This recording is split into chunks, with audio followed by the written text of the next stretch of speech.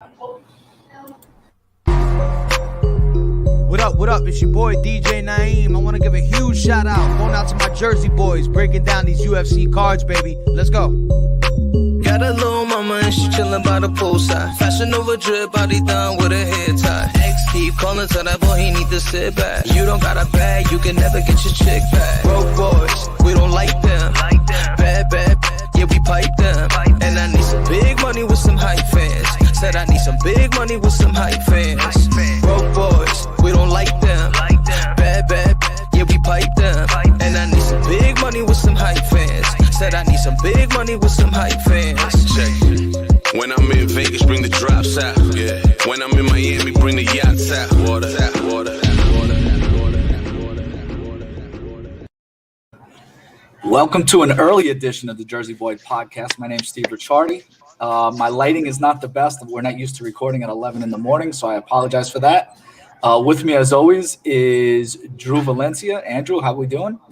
What's up, guys? How's everybody doing today? Good morning. It's been an amazing weekend of sports, and now we're here to talk about our main thing, our specialty fights. And today, especially, we have the quiet man on the stage with us. You know what I'm saying? Dylan Mantello out of Longo Serra. My man, how are you doing today? I'm doing well. It's actually Mantello, not Mantello. I actually had a problem with that. The announcer in my last fight was saying Mantello. I guess I was in Florida. They were used to the rolling the double L's into a Spanish accent. But no, it's Mantello. But yeah, thank you guys for having me. I appreciate it. Thank you for the time.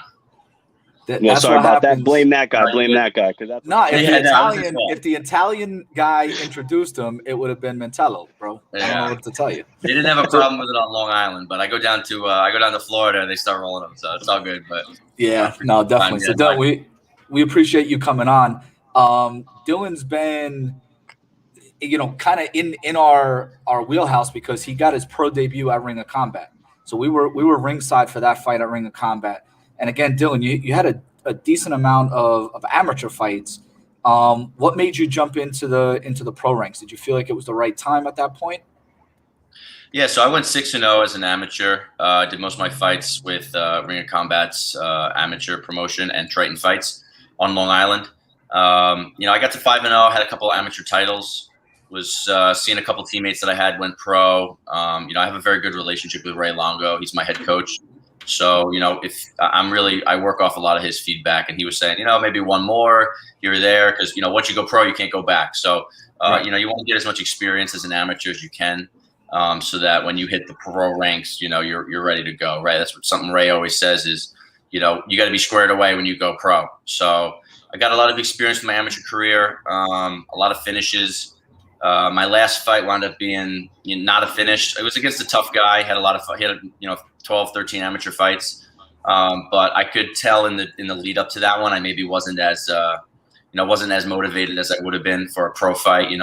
I'm always trying to push the envelope and always trying to get the best out of myself. So I got the win, got out of there, and I said, let's hit the pro ranks because I'm ready to go, and I want a fire lit behind me because.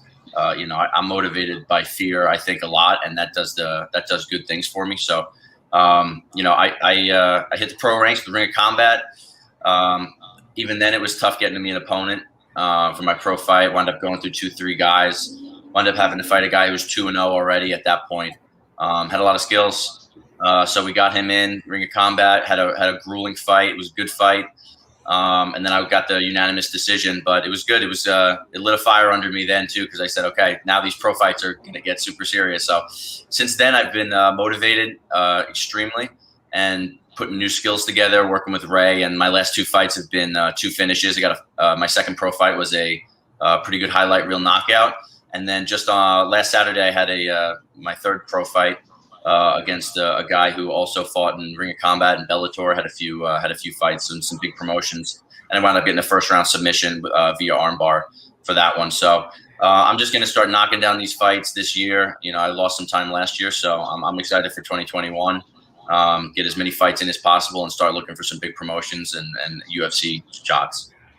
Yeah, and we noticed too on some of the posts on your last fight, you tagged Dana White and the UFC, and Are you on their radar? Are you trying to get on their radar? Where are you at right now with your next fight? And again, we talked in DMs also. Ring of Combat should be back around. You know, we cover Ring of Combat. It's a Jersey promotion. So Ring of Combat should be back around this summer. That's what everybody's talking about. Although if you listen to these variants of the coronavirus, sometimes waves are going in and out. What's the plan? Yeah, so I mean, it was always a good thing having Ring of Combat. That was kind of our hometown show. And, you start doing well in Ring of Combat, you get a Ring of Combat title. That's pretty much a ticket for the UFC, in my opinion. If you look good doing it, you're going to get somebody's attention there. So it's been a crazy year. I think, we kind of have to, improvise, adapt, and overcome with the shows that are going. And those people that are going to be, the most motivated to stay active are the ones that are going to see the benefit of being active. I'm tanking Dana White. I mean, I'm 3-0 now. I got two pretty highlight reel finishes in my last 2 fights. We're gonna keep working. I've talked to Ray about contender series maybe this summer or even next summer. I'm not in a huge rush. I like where I'm at. I think that I'm in a good spot with my career, and I'm just gonna continue to keep knocking out wins. But hopefully, Ring of Combat comes back. I know that's a show that Ray likes to do a lot because we'll schedule Ray and Matt, Sarah, as our corners, because they'll get all our guys on one card, so it'll be easy. They sometimes traveling around all over the country now. It's tough for those guys, so we like to keep everything organized and get everybody on one card at one time. But this last fight I had on Saturday, I had Aliaskhab and Aljamain Sterling, in my corner. Those guys are high level athletes, and they've seen it all. I got the world champ in my corner. For a fight going down to Florida. They actually took a red-eye flight from Vegas, literally the night before my fight. Flew all the way to California. Flew all the way to Florida. Cornered us. There was 4 guys on from our gym on the card. Came cornered us, turned around, and went right back to Vegas. So that's just a good representation of our team dynamic. We're a family, and there's a lot of skill and there's a lot of knowledge in our team. But it does start at the top from Ray Longo and Matt Serra. So a lot of his pupils, like Aljo and Al, are just really good dudes, and have a lot of knowledge. So when you have those 2 guys in your corner, you'd have to kill me in there. There's no goddamn way that anybody's gonna beat me when I have those 2 guys in my corner, because you'll have to literally kill me. There's not zero quit, looking for a naked choke. I'm going to sleep. You're just gonna have to kill me. So that's just my mentality going into it, and that's the same for Ray Longo or Matt Serra if they're in my corner. It's do or die, because you're gonna have to take me out. Yeah, I mean that. Go ahead, Drew. No. Sorry. Because I was just wanted to piggyback something off what Dylan was saying, because I can imagine coming out of a gym like Longo and Weidman, MMA, Matt and Sarah and all those guys, like that gives you a sort of chip on your shoulder that not a lot of fighters can have. Because I mean, that gym, literally, you're touching elbows and rubbing shoulders and training with world-class athletes, world-class fighters who are already in the game pretty much and are already doing what you aspire to do. So I mean, just speak on that and how that pretty much, I guess in a way sets you apart from your opponent, I guess, in this fight coming up in Florida. Yeah, I mean, it's invaluable being at that gym. I mean, if you're gonna, I always say to some of my teammates, I'm like, if you're going into a fight and you look over and you got Matt Serra, Ray Longo, Aljamain Sterling, Aliaskhab, it's gonna get in your head, because it's like, man, these guys are high level guys, and I'd be pissed if I was in the other corner and I got Joe Blow in my corner. No offense to anybody's coaches. I'm sure there's some unknowns out there that have some serious knowledge. But as far as cornering, that's royalty. That's UFC royalty. Ray Longo's got 2 of the most famous knockouts of the greatest of all times, Anderson Silva and George St. Pierre, on his record. So you want to talk about putting a resume up against anybody, that's the guy, And I remember when I moved to the gym, I started training in Louisiana when I was, doing my bachelor's degree. I did wrestling and football and different sports when I was growing up. But, once I graduated finished my undergrad and moved to Long Island, I said, where's the best thing? If this is going to be for real, where's the best gym? And you got to go to the best. And I went to the best, and you start seeing some high level athletes, and you realize that, okay, this is what it takes to get where you want to go. And if you just keep your vision and put your head down and work like some of these guys do, and right away you won't be able to keep up with them, but if you try and you're consistent and you're disciplined, you start catching up and you start saying, wow, there's some good things happening now. I get in there with some guys, and it's like you might build them up in your head, but you get in there and skills show because people don't do what we do in our gym. We have hard rounds. We're very technical. We're smart, and we have a very good team dynamic. So it's a tall order when you sign on the dotted line with us. I've been having trouble, getting opponents to sign. They sign and pull. So I think that has much to do with, our team. Signing to fight on a Cerro Longo guy is going to be a fighter that is squared away, and you're going to have to pack a lunch to fight any one of our guys. And then it has to do with the skills and the size. I'm a huge lightweight, so it's been a little tough getting fights. But listen, that's not a bad position to be in because it validates all the hard work that I've been putting in and validates some of the the hype that I have around myself locally. No, I love the gym, and again, experience is the best teacher. And when those teachers have all that experience, as you just said, you're ready to go with that. And I coach, I coached Drew in the past in basketball, not in fighting, but it's the same concept. Big thing moving forward is really that plan. So if you had to map out the perfect plan to getting into the UFC, would it be that Contender Series fight this summer or next summer? Because again, if you're able to maybe put together another 4 or 5 fights with knockouts before next summer, it's a done deal, right? Like you're getting that shot. You may even get right to the big show rather than Contender Series. But then there's always that concern that if the fight doesn't go the right way or if it's a decision fight, finishes. And again, Dana wants finishes, right? So what would be the path you would take? Yeah, so I'm looking to have a very big second quarter and third quarter of 2021. I want to be active. I actually have my wedding at the end of this year in December, so I'm gonna block off. Oh, thank you, appreciate it. And then I'm gonna block off the fourth quarter of my year. So I'm planning to be very active between now and then. I just got a first round finish. I came out clean, so I'm looking for my next fight already, possibly June. We were just talking about Ring of Combat. Hopefully, they have something opening up. But I'm basically a free agent, right now. So I can sign, and fight any promotion. I'm looking to get some titles, in the next couple of months, some professional titles to add to, my amateur titles. I think Contender Series, I remember when the Contender Series came out, I was thinking, they kind of make you fight and you're not really in the UFC and you think, what's this all about? Maybe they're trying to, take advantage and see and the first thing Ray said was, that sounds like an awesome opportunity. I wish they had that when we had guys coming up. And then it clicked in me. I'm a pessimist by nature, and Ray's more of an optimist. I try to use the pessimism as an advantage to me, and saying, I built things up to the worst case scenario. So that pushes me to work really hard because, I'm planning for worst case scenario. And when I get in there, it's usually not worst case scenario, and I end up doing pretty well. So Ray's definitely helped me with my mental game, with that shaping, how I look at things. And go to attack good opportunities. And as far as I'm concerned, the Contender Series is a great opportunity. You get a good showcase. You don't have to do the 12 weeks or whatever on Ultimate Fighter show. You basically just going into a Ultimate Fighter finale, and you get to fight on the card, and you get a showcase, and you get an opportunity to get on the mic right after. Sometimes when you're on the undercard, you might not have an interview afterwards. So I think it's a good opportunity. We've had Frivola go on that show. Sugar Sean O'Malley came off that show, and look what he's doing now. So I like the opportunity. I'm saying end of summer, I could jump in on a Contender Series or even next year possibly. But, I'm looking to have a big year this year and then have a huge year in 2022 and definitely be in the UFC and getting some good finishes in there too. Yeah, Dylan, you make a great point because again, on Contender Series, it's basically an hour show, 2-hour show, the production that's put into it, the interviews.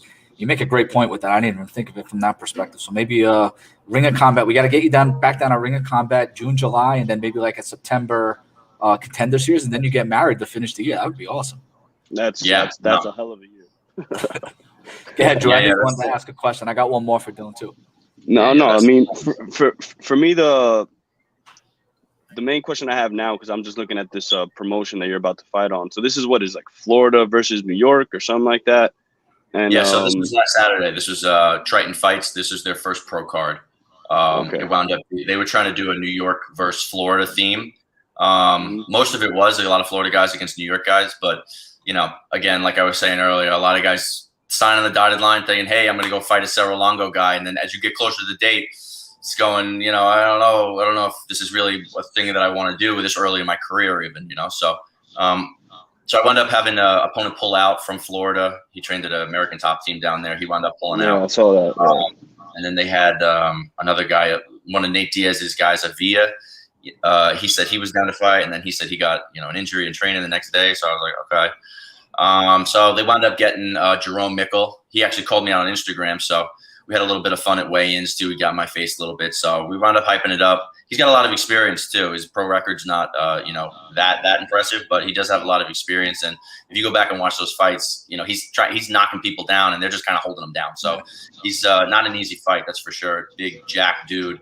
And I don't think he's ever been knocked out in his pro career, actually. So I was looking for a TKO or a knockout to be the first one to take him out in that fashion. But I got the first round armbar submission. I'm very versatile. I'll take you where you don't want to go, and I'll drown you there, or I'll take you out. Either way, whatever I have to do. That's one of the benefits too of being at Serra-Longo. You get great work in every position, and people find out real quick in there that they're in over their head. Yeah, go ahead. Yeah, Drew.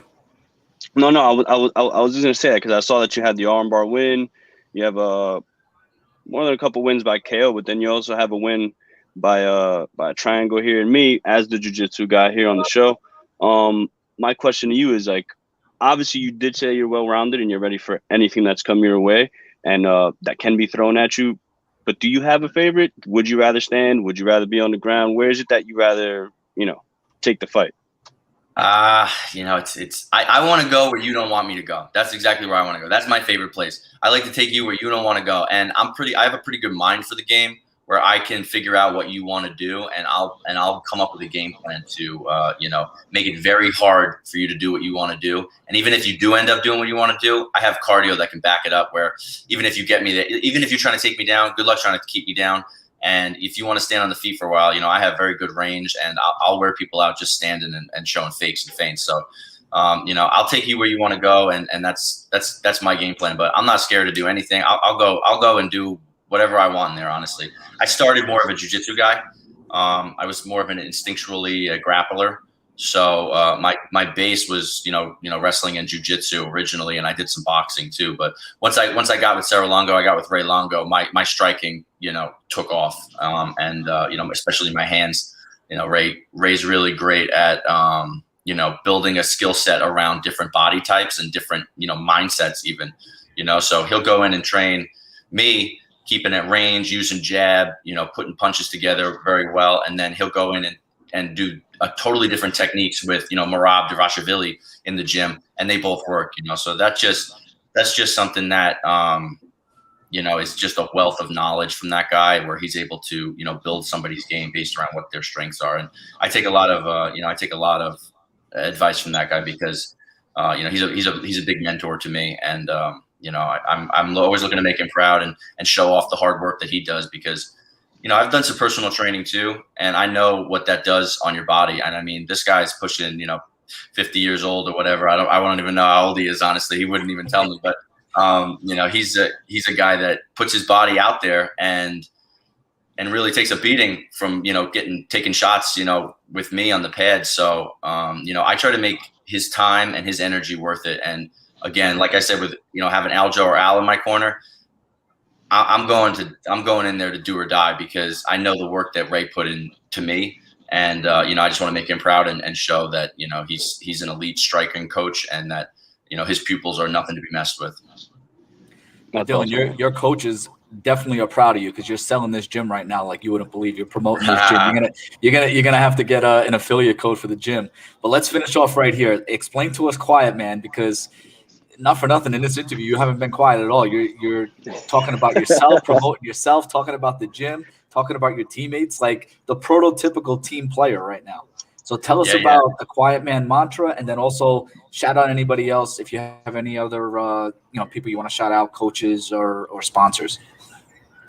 Yeah, so there's a big difference between quiet and timid. I'm quiet by choice. I'm not timid by any kind of insecurity or anything like that. I mean, I keep it quiet because, the good Lord gave you 2 ears and 1 mouth, so you should listen twice as much as you should speak. Yep. So, if somebody asks me a question, I think I also have a wealth of knowledge. So if anybody wants information, I'm more than happy to give it to them. And, you know, the nickname started because I am a quiet guy. You know, I'm a humble guy. I might be a little bit hard to approach too. If you see me walking around, I kind of keep to myself. So in the beginning in the gym, you know, kind of everybody was like trying to figure me out and see what the deal was. And, you know, Sarah Longo, everybody's kind of breaking each other's balls all the time. And it was kind of like, you're like, you know, not really sure where to push that or not, you know? So I wound up having to give myself a nickname anyway. So I wound up giving myself a nickname because nobody, you know, usually nicknames start with, you know, people breaking balls and coming up with a nickname for you. So I wound up having to come up with my own nickname. It's actually a John Wayne movie that I watch with my dad every year, The Quiet Man. It's about a boxer, you know, who goes from New York. He retires from fighting. He goes to move in Ireland so he could try to, you know, run away from fighting because he winds up killing somebody in the ring.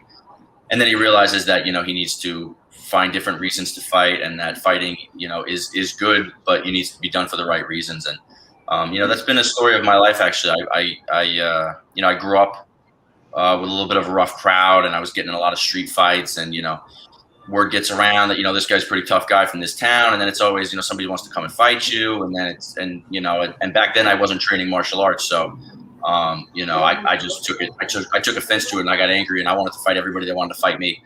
So, you know, martial arts has definitely, you know, squared me away and calmed me down a little bit, where, you know, anybody could say anything to me on the street now. It just doesn't matter to me, you know? So, you know, I know what I can do to people. So, you know, sometimes you just have to let people talk, and, you know, because you don't know what they're doing. So, so yeah, so that's the name behind it. That's the story behind the Quiet Man nickname. But,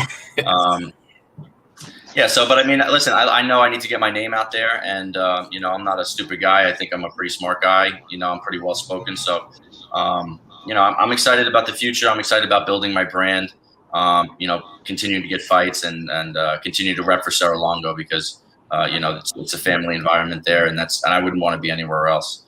So obviously, huge shout out to them. Shout out to you guys. Thank you guys for having me on. I know hopefully Ring of Combat's going to get their shows going again. Hopefully we'll come back on here, you know, when I get a fight book with them. Definitely. We'll do another interview after that as well, because I know you guys are definitely eager for some new shows and for some new content as well. So, you know, I'm a local guy. I'm like one of you guys. So, you know, I'm one of the Jersey boys here. So I appreciate it. I'm from Long Island, but I'm one of the Jersey boys. So shout out to you guys for giving us a platform. You know, I really appreciate it. If I can shout out just one sponsor here, you know, I have a friend who's created a really great line of body wash for athletes. So I know you probably have a lot of athletes and martial artists watching your show. Octinum Protect series. You can check them out on their website. Just type in Octinum Protect body wash.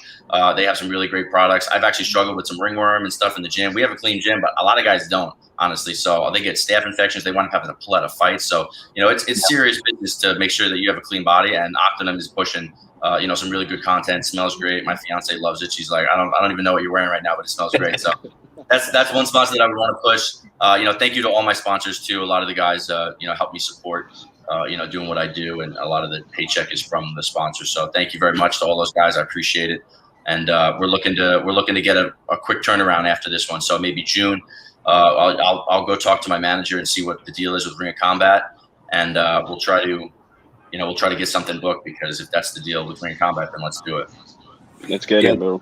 Dylan, big year ahead. Again, like you just said, hopefully in Ring of Combat, hopefully maybe Contender Series, and you're getting married, bro. So again, that's probably the most important thing in your life. You know what I mean, going on.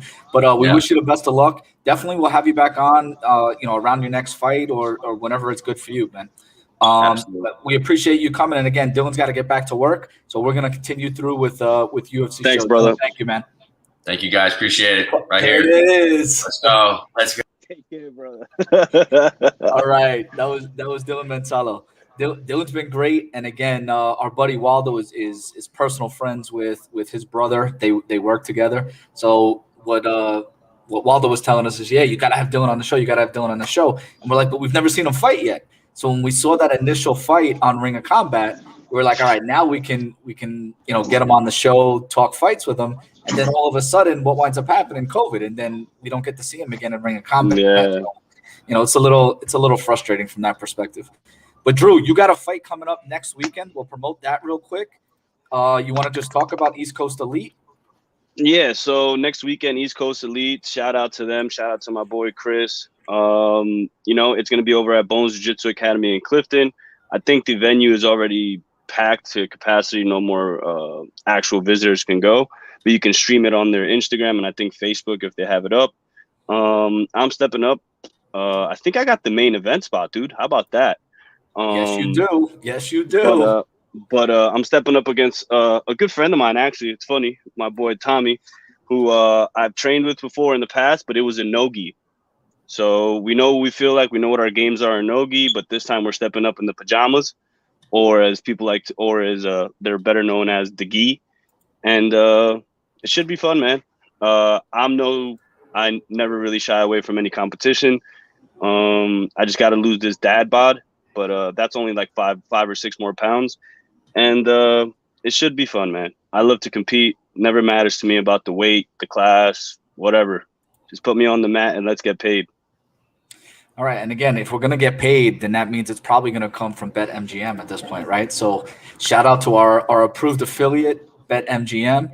By all means, click on the link in our podcast. It'll be in the YouTube show notes. It'll also be on Instagram. It'll be on Facebook. It'll be on Twitter. We probably tweet a whole lot more, so probably hit us up on Twitter if anything. But if you're in Jersey and you need a place to bet, you know, it's legal in Jersey. So BetMGM is our affiliate. They're giving us a good promotion. All right, risk-free bet up to $600. And again, if you want a nice little deposit bonus, if you deposit with the casino link, you can get $1,000, 100% deposit on $1,000. So that bonus would be 100% on $1,000 for a casino bonus, and then that money's available on all three platforms. So you can put that in the sports book, put it in poker, you can put it on casino. I don't know if you want to play any casino games. So Drew, let me introduce this first fight. We're 25 minutes in, so let's try to keep it somewhat short. We're gonna skip the quick picks today. We'll just get right to the main card. Oh, I was so excited for quick picks. Wait, you know what? We'll put the quick picks. Give them to me after the show, and we'll put It's all good. It's all good. If you got any, we'll put them in the show notes. But let's try to do like 5 minutes of fight just so we can get into. I already got three bets on this card already. So, so first fight here. I think we're heads up on like 3 fights. I'm more excited than I've ever been about talking these fights. We're heads up. It's gonna. You know what it is too, and then we'll get into this. Having 2 weeks between a card allows us to watch tape and do it at a better pace than 1 week at a time. 1 week at a time, it's tough to watch tape and get a show out by right. It's Monday morning. Plus, I'm off from work, so it's a little bit easier. It's great. But it's a lot easier if you have 2 weeks. Then we can get a show out on Monday. Usually, we're getting out on Tuesday or Wednesday based on work schedules. It's not always easy. So this week is nice. So Drew, let me introduce the first fight to you. We got Mike Perry, and again, this is main card breakdowns here. Mike Perry and Daniel Rodriguez. Mike Perry's 14-7. Daniel Rodriguez is 13-2. Rodriguez is going to have 3 inches in reach. He's southpaw, 3 inches in height. Again, most people have height and reach on Mike Perry just because of his stature. He doesn't like to cut a lot of weight. But this is a great tip-off fight. Tip-off since we got the national championship game tonight. Great fight to tip off this card on ABC, Drew. I mean, let's just talk about it real quick. You got 2 strikers, and we said this about the last card, right? Whenever they had the UFC on ABC 1, that was the Max Holloway, Calvin Kattar card, I believe. Mm-hmm. So you had a bunch of guys on that main card that were strikers. If they're going to put it on ABC, they're going to put what people know, and people know striking. People don't know the details and intricacies of rolling around on the ground, the wrestling, and the BJJ, right? So if we're going to watch it on ABC, we're probably going to put more strikers on that card. Although Mackenzie Dern is on this, but that's a different story. So with all that being said, let's introduce this and who's going to get the best of the striking battle here. I'm going to throw it to you. Mike Perry. I wish Mike Perry wasn't such a bomb that he just goes off every other 2 weeks or a month and is something else. He kicks a door, cuts himself, then has a baby. Now he's a dad, and he's the greatest dad ever. And I don't doubt it. Being a dad is amazing. But honestly, dude, if he just focused and actually had I don't know, dude, what's amazing is that the best he's ever looked was when he only had his wife in his corner. When he came back, and he was amazing. Takedown defense was amazing. His striking was sharp. That jab was amazing. I think he blasted the guy he fought, or no. He won unanimous decision, but he made it look extremely easy, extremely easy. And honestly, ever since then, he put some coaches in his corner, and he looked like the regular old Mike Perry, But Mike Perry here against Daniel Rodriguez, yeah, he is the smaller fighter, man. But I just feel like Mike Perry, if you took all the bullshit out of it, he is just a better fighter here. He's sharper, and where it counts, which is I feel like is the power, he has more of the power. Where I feel like it can get a little tricky, I guess, is if you get to the ground, because Mike Perry, he's more of a defensive grappler, and D-Rod is out of 10th planet. So Daniel Rodriguez could definitely roll on the ground and could definitely do some jiu-jitsu. And because I feel like he might be the bigger fighter stature-wise, he might try to get this fight to the ground. But if Mike Perry can keep it on his feet, Mike Perry blasts him, I feel like, and gets a TKO finish. Wow. I didn't expect you to call that one out on the first breakdown on this card. Hi, I only got 5 minutes. That's true. That's true. So, again, I don't disagree with what you said. I think Daniel Rodriguez, he's a Joe Schilling guy, right? Southpaw, but he's very hittable. He's got heavy kicks, but he's very hittable, and that's why I think this is the perfect fight to tip off this card in ABC, because these guys they're gonna bring it. They're not gonna step back. They're both gonna step forward and get in each other's faces. But I kind of want to see weigh-ins, right? Mike Perry, if you remember on that last fight, I believe he was 4.5 pounds overweight on that last card in his last fight. He started by, and if you remember, he went right after Tim Means. He went right after Tim Means, grabbed him around his hip, and started grappling and took him down. So I think what Perry needs to do is get into that firefight, and he loves to dip and counter, dip and throw, whether it's a right hand or a left hand, it doesn't really matter. He'll throw that straight right. He'll dip and throw a hook. But that's what he needs to do. He wants Daniel Rodriguez to get in his face and pressure him, because Mike Perry is usually a guy to pressure. He doesn't get the opportunity. Mm-hmm. He doesn't get the opportunity to counter, but he's pretty good at it once he gets you to come at him, with just dipping and countering. I have no bet on this card. I shouldn't say that. I have 3 bets on this card. I have no bet on this fight. No bets? No, I have 3. No, I will have some bets. I just don't have anything yet. I don't love the line. I do like Mike Perry, but I don't love the line. So, we'll see what happens. But again, this is on ABC. We lost Darren Till in the main event. We got Kevin Holland stepping in. He's trying to redeem himself. I think this is a nice way to start off this card. I think this is the way to start it off. So, Drew, let's get to this next fight. And again, I think we're heads up on this one. So I'll let Mackenzie. This is the new mom, Nina Ansaroff, 10-6 against Mackenzie Dern, 10-1, fighting at 115. They're both strawweights. And again, I if you go back to one of my previous breakdowns on Mackenzie Dern, I think she came back a little bit too soon after she had her baby, when she became a mom. And that was her only loss against Amanda Ribas. I think that was 4 months after she had the baby. You're giving Nina Ansaroff, I believe it's 8 or 9 months in between the baby and having this fight. And I think she wins a striking-based decision here. But Drew, go ahead. Let me know why Mackenzie's going to win this fight. Mackenzie's just been more active. Mackenzie just shown in her last fight that she can throw more than just triangles up at people. She can throw some hands. And Nina just hasn't fought in quite some time for me. And, Nina being a new mom, I'm sure she's going to come in here very motivated, ready to go. I mean, she's the wife of the champ, essentially, right? So, I mean, how do you not more motivated than that? But in the same respect, Mackenzie Dern is a mom, too. She became a mom last year, and she's out here. And she just finished fighting her first fight after becoming a mom, where, in my opinion, she really didn't look so bad. I mean, of course, she shouldn't have striked as much as she did, but I think she was out there trying to prove a point that she can, and she's not just a grappler. And of course, in the fight that she in her last fight, it was a grappler versus grappler. So when that happens, usually you get a lot of striking. But in this one with Mackenzie Dern, I just feel like she's the better fighter out of the two. I feel like if she gets Nina on the ground, she's just going to control Nina in every aspect and just have her way with Nina. I mean, Nina maybe can be a strong fighter or look very strong or whatever the case may be. She has an inch reach advantage. She's shorter by an inch, Nina, but still here being out of ATT and just coming, this being her first fight, and with Mackenzie being as active as she's been, and with the fact that I feel like just Mackenzie is that star on the rise and Nina's kind of on the opposite trajectory, I feel like this is Mackenzie's fight to lose, if anything. So, and she's 10-1, dude. And honestly, say whatever the hell you want about Mackenzie. Her accent is wild. She's really from Arizona and not Brazil. She's a beast, bro. She's a beast. She's hands down bona fide legend in jiu-jitsu, like legend.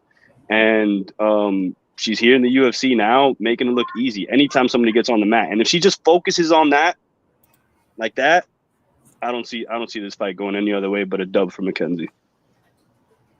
So if you go back to the last fight with Mackenzie and Virna, I was surprised that Virna was able to hold her own in the striking.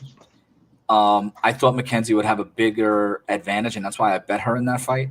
Mm-hmm. I just thought that the ground game would kind of nullify itself, and then the better striker would prevail. And I expected to see more from Mackenzie, and that's why at this point I'm on Nina, because I didn't see what I thought I was going to see in the last fight against Virna.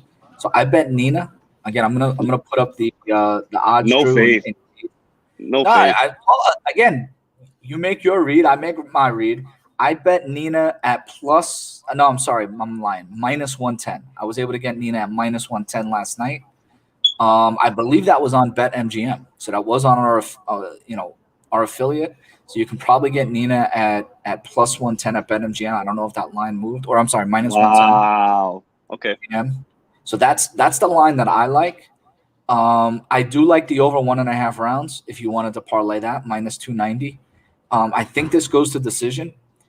Mackenzie Dern has a 5% takedown accuracy, and Nina has a 77% takedown defense. And if you go back to Nina's fight and look at the people that she's fought, she's done very, very well. With the only one that really dominated her on the ground was Tatiana Suarez, who again hasn't fought since that Which fight. doesn't make any sense. Which doesn't make any sense. Which does not make any sense. So if Tatiana Suarez is going to hold you down, Nina Ansaroff, you think Mackenzie Dern is not? I don't think Mackenzie Dern can get her down. Okay. That's what I think. Okay, but you think Nina, you honestly think Nina is going to stand up the entire fight and is going to try to strike with Mackenzie Dern? I do not, sir. I do not. I think that's exactly. Listen, we can go heads up on this. We are. It's a podcast bet right now. This is it. Done. Mackenzie Dern dubs it. She gets a dub. And also, the two lines that I like right here are very, very close to each other. It's the Dern wins inside the distance at plus 295, because yes, I think she can get the sub, or simply Dern wins by decision because she's just gonna maul her at plus 280. So that's 2+ lines right there. One at plus 295 where she just gets the dub by sub or anything like that, and the other one is by decision.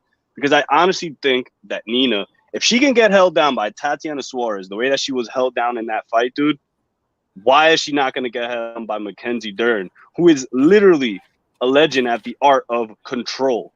Because that's what jiu-jitsu is, the art of control. Folding clothes. We control people and then fold them like clothes. That's the art. Mackenzie's going to do it here.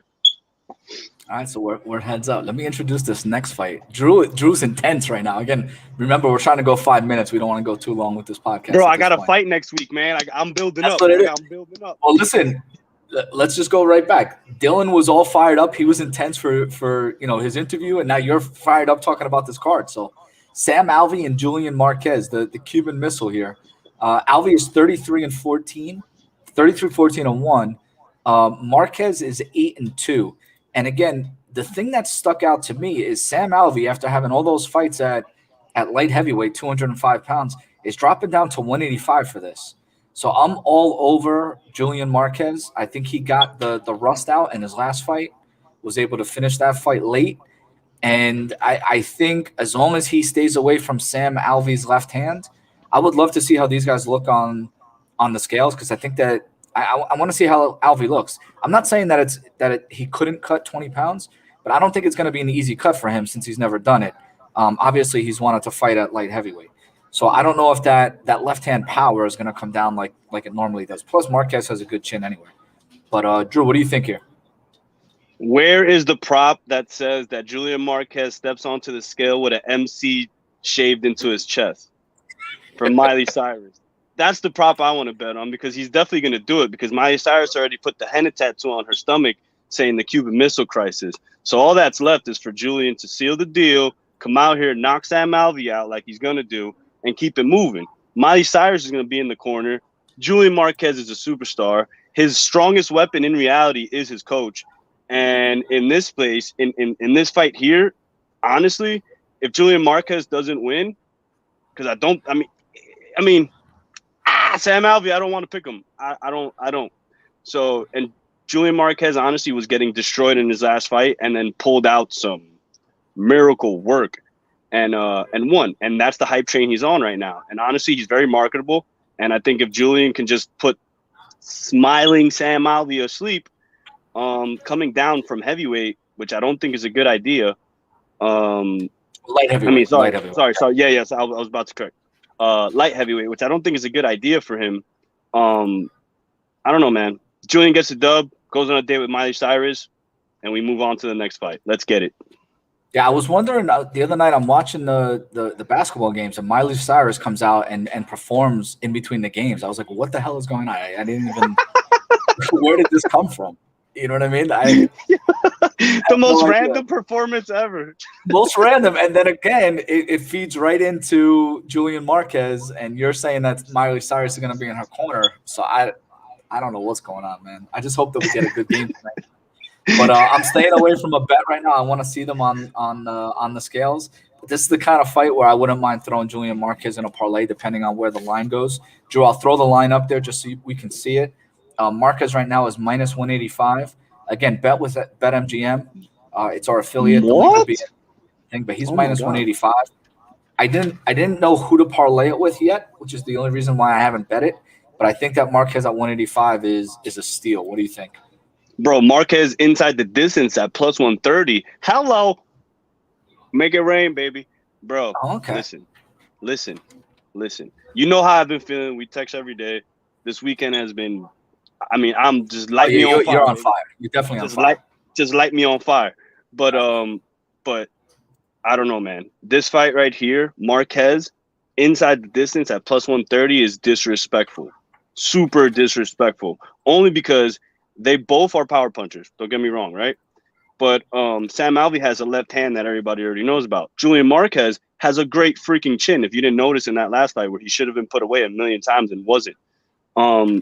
Julian Marquez here, I just feel just blasts him either in the second round, maybe not the first, although, this is a fight with big guys, heavy punchers, but I feel like in the first they might try to take each other down a little bit, might get mixed up, and then in the second round, that's probably where they're going to come out swinging and banging, and Julian Marquez he might even cinch up a sub again. You never even know. Takes him down and then puts him in an arm triangle and subs him. I know I love arm triangles, and they're very, very hittable, especially in this sport, especially at that weight class. So it should be fun. Yeah, and again, just to give you that line again, Marquez wins inside distance is plus 130. Is that the one you were looking at, Drew? That's the one, bro. That's the one. Like, if you're going to write it down, put it in the show notes, it's that one. You know what? I forgot to write those down. I'm not writing them down today. I'm a little upset with my camera. You know what I mean? With the way the lighting is. I wish there was more light on me. But you know what? Let's get to this next fight, because I gotta bet on this next fight. And I was going back and forth with Ian Parker this morning in DMs. He's telling me I'm crazy, but you are crazy. You're crazy.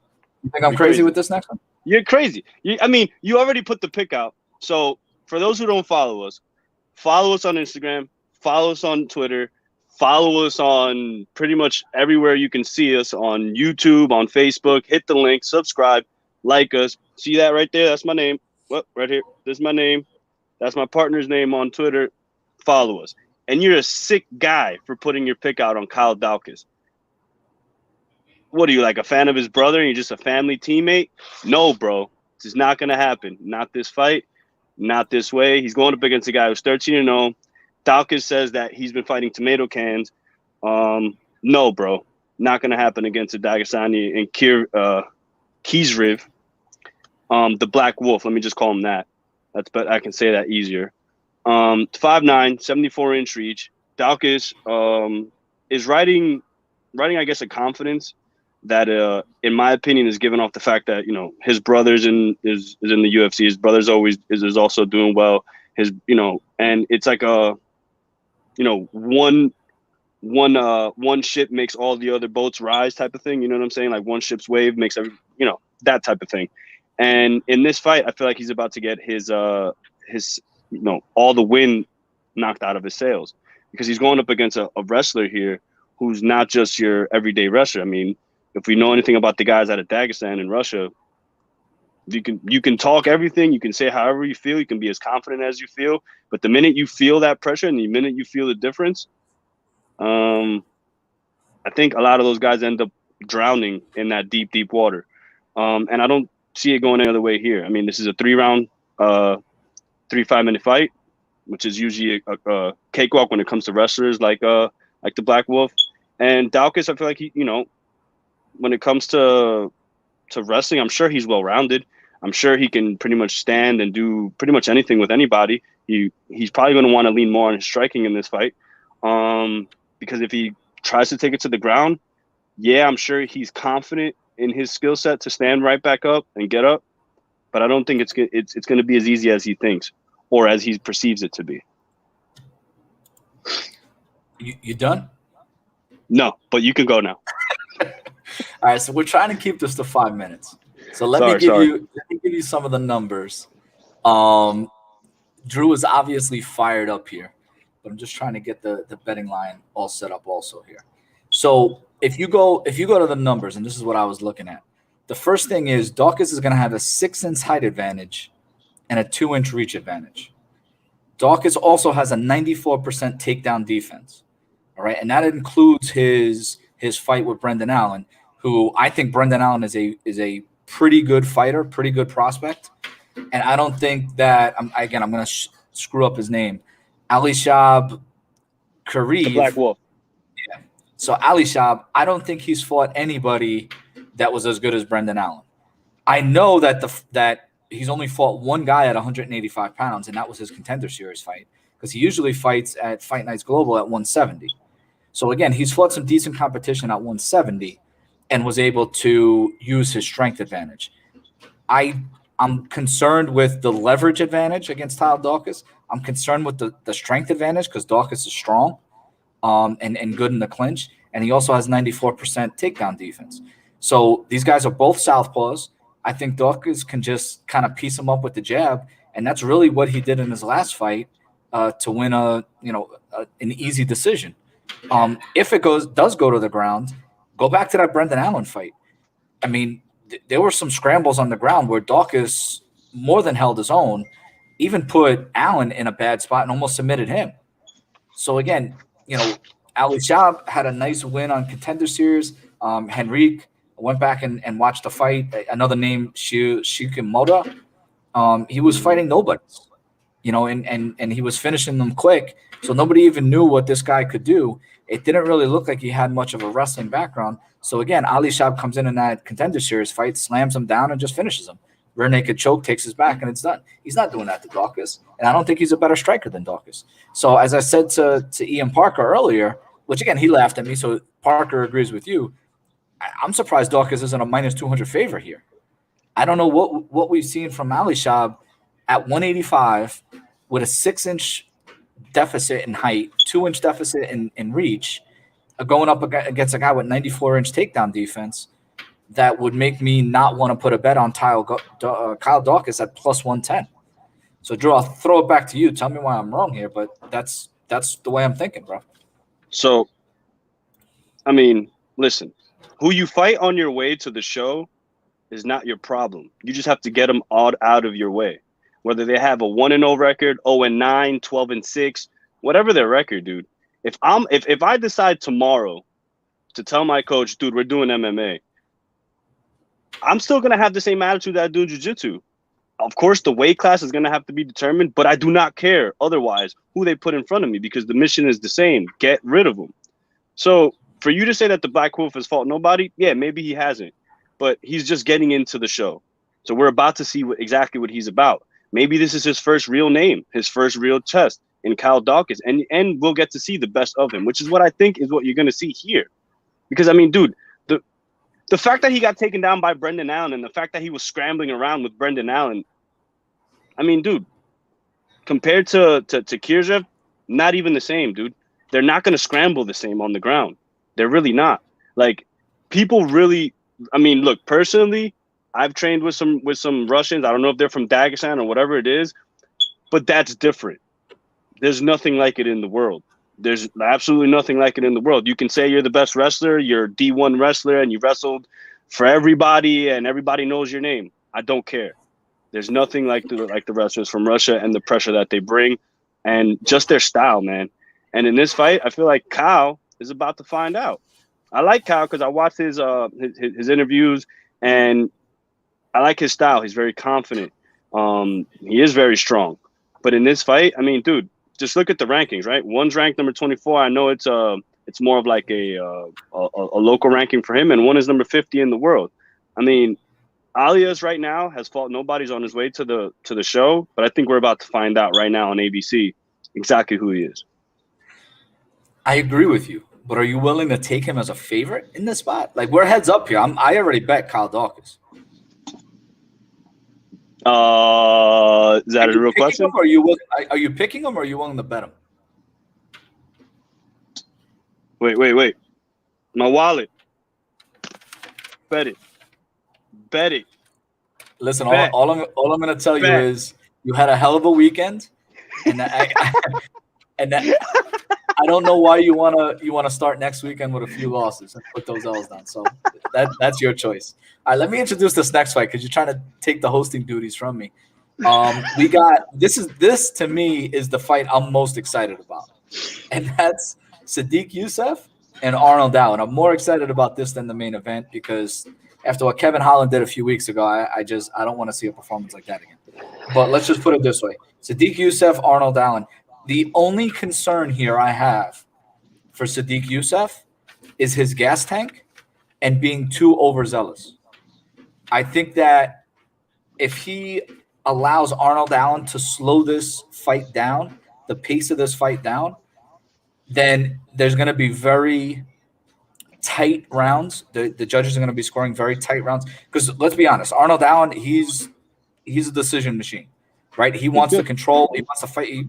His plan is to fight for 15 minutes, not overexert himself. He's going to pace himself. I think he cuts a lot of weight, and I think that's why he does that. He tries to pace himself out for 15 minutes.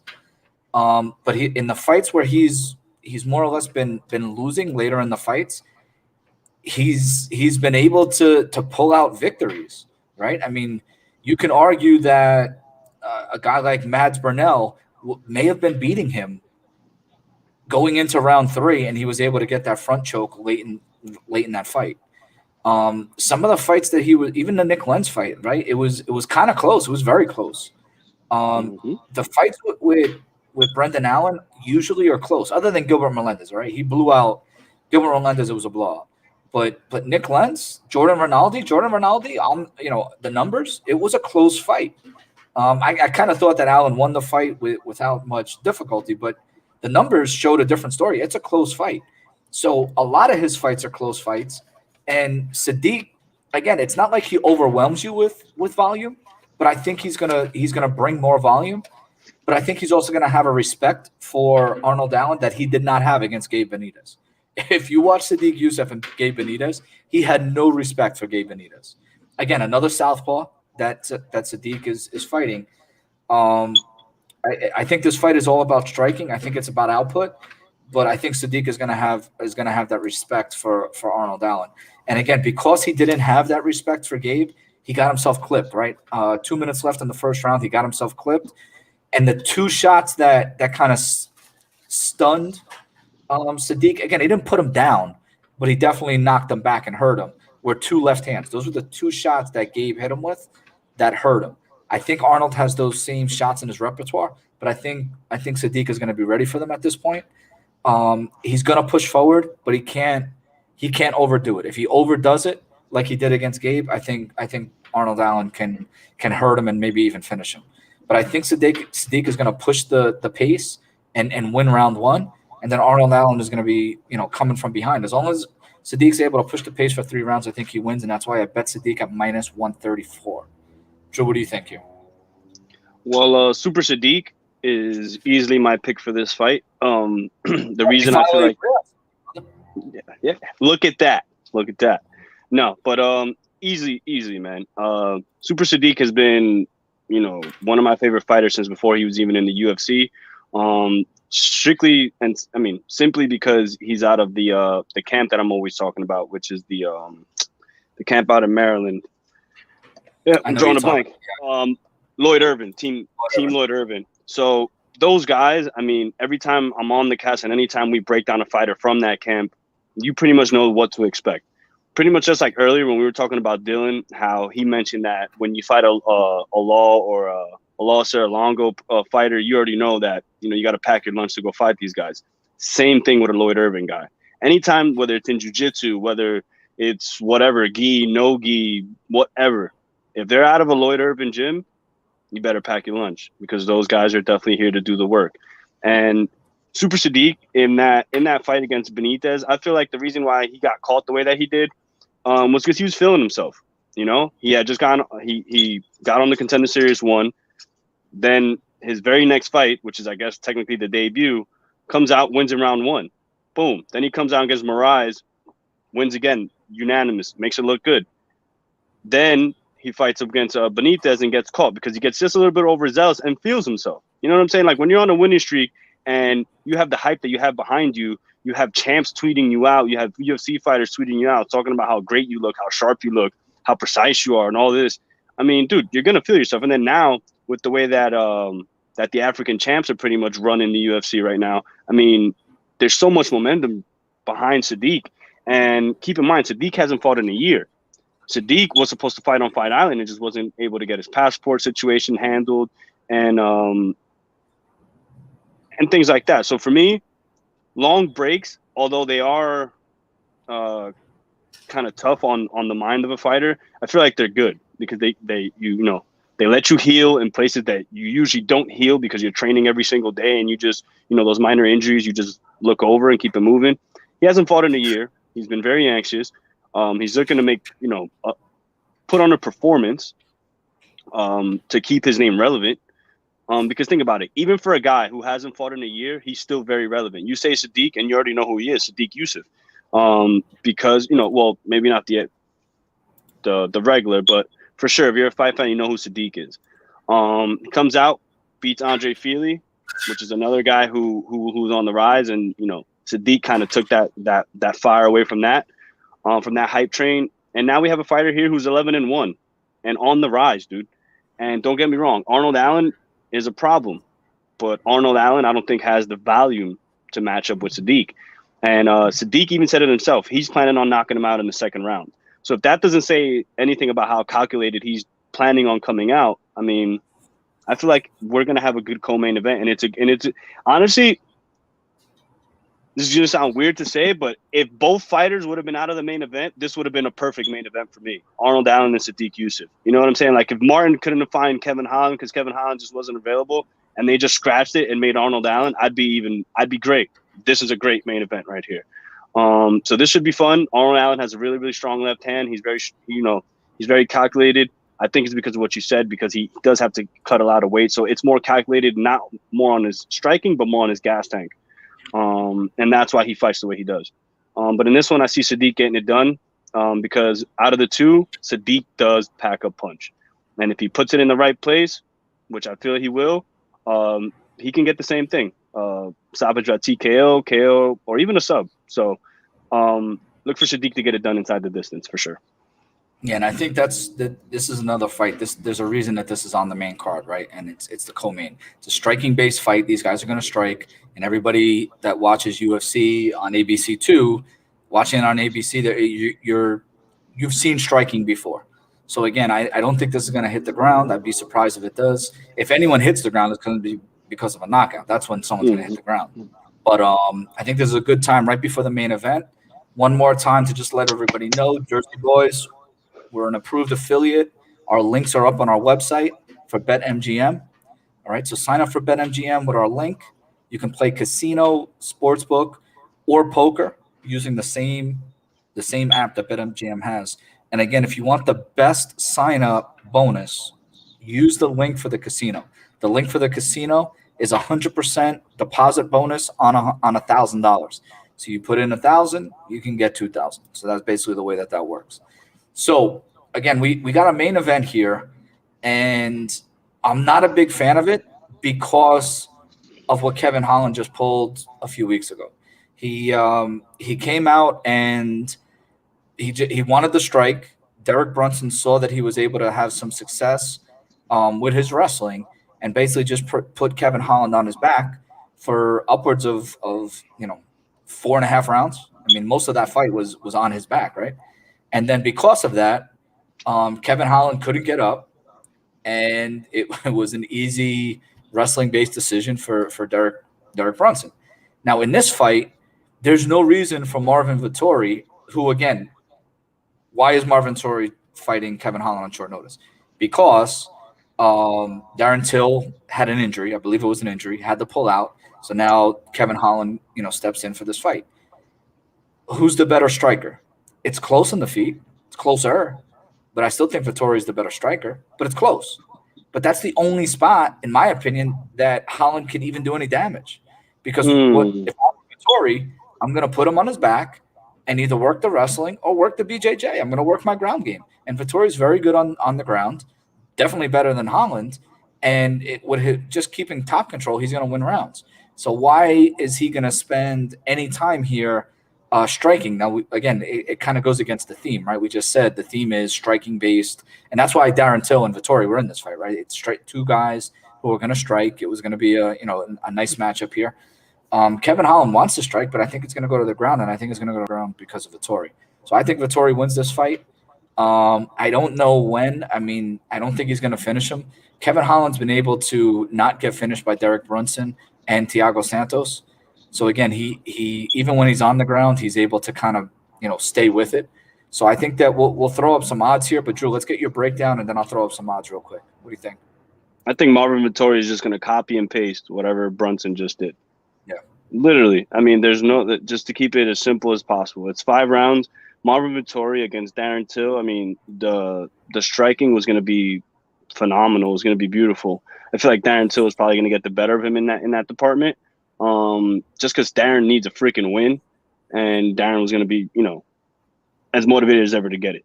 But then steps in Kevin Holland, who if he just shut up, he'd probably be a really good fighter.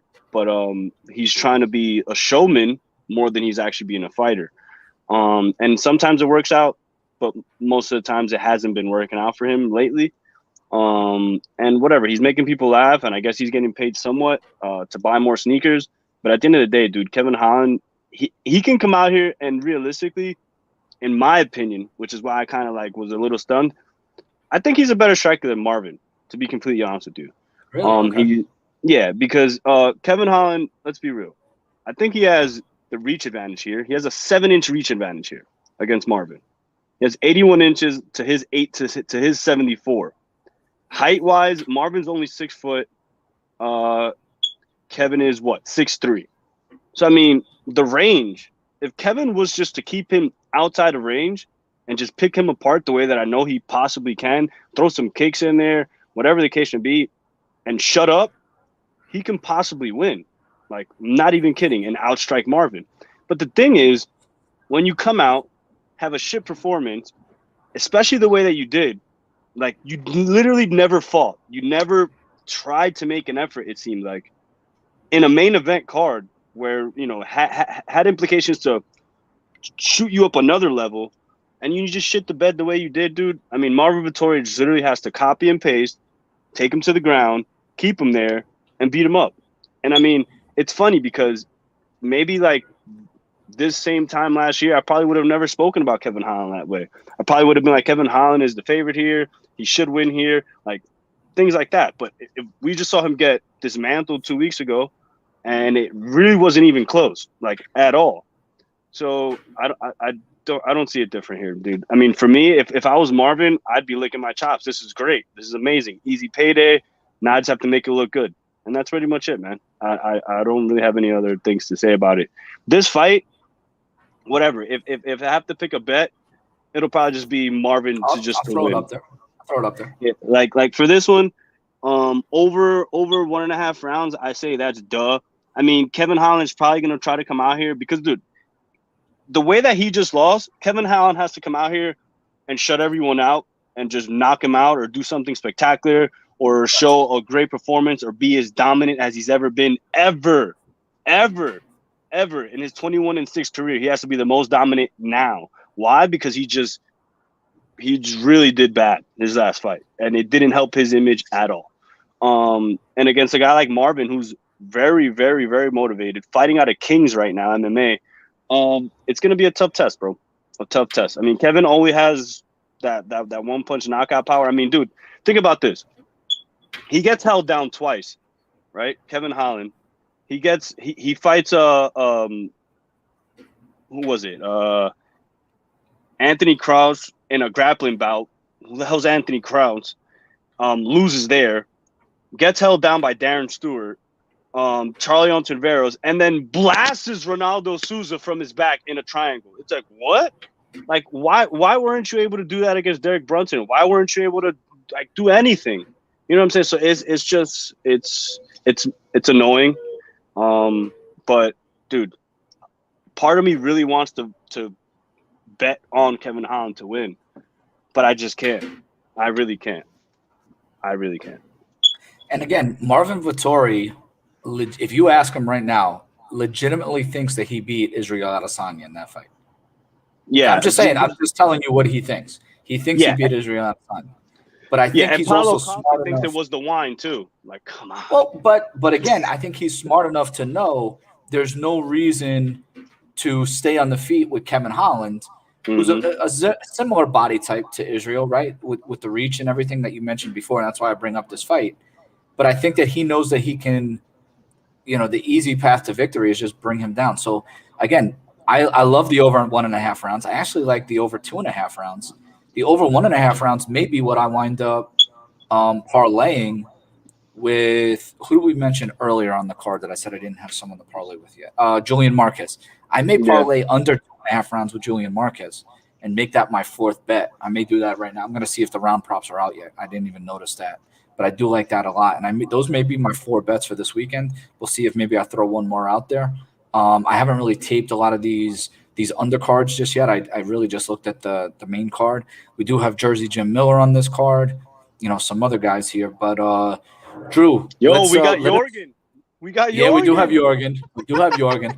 I wanna finish up by just wishing you luck this weekend. All right. Drew has a fight April 10th. Anybody that wants to watch it, it is streaming live on Instagram. All right. He's fighting Thomas. There is an interview also that I did to kind of promote East Coast Elite. So that is available for anybody. And then again, the last thing that we want to do is just tell everybody, sign up with BetMGM. Drew and I are both playing on BetMGM. Look in the show notes. Everything will be in there. Drew, you got the last word. Go ahead, brother. Yeah, man. Thank you guys for tuning in. Thank you guys for always watching. As always, I'm Jiu-Jitsu Drew. My boy Steve's next to me. And honestly, man, if you're not tuning in this weekend, it's okay. You can always watch it on Instagram, like I said, if you can't make it or haven't bought tickets or whatever the case may be. And yeah, man, let's get to it. What up? It's your boy DJ Naeem. I want to give a huge shout out going out to my Jersey boys breaking down these UFC cards, baby. Let's go. Got a little mama.